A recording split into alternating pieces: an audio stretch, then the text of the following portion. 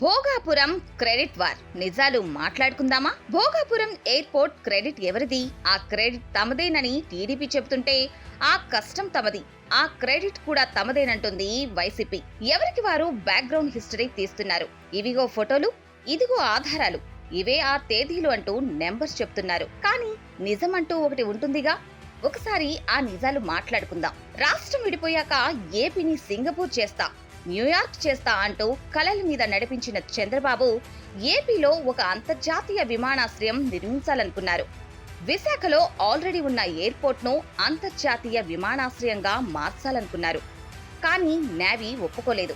దేశ రక్షణ పరంగా అదొక వ్యూహాత్మక ప్రాంతం. అందుకే గ్రీన్ఫీల్డ్ ఎయిర్పోర్ట్ ఆలోచన చేశారు చంద్రబాబు. కానీ చంద్రబాబు చేసిన తప్పేంటంటే సరిగ్గా ఎన్నికలకు 3 నెలల ముందు హడావుడిగా శిలాఫలకం వేయడం.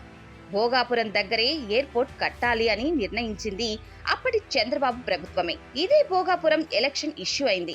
ఎర్రబస్సు కూడా రాని చోటికి ఎయిర్ బస్ ఎందుకు అని వైఎస్ జగన్ కామెంట్ చేశారు.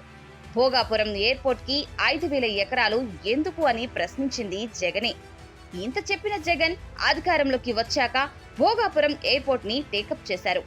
అది జిఎంఆర్ కు మాత్రమే వెళ్లేలా చేశారు. అనుమతులు, భూసేకరణకు అడుగులు వేశారు.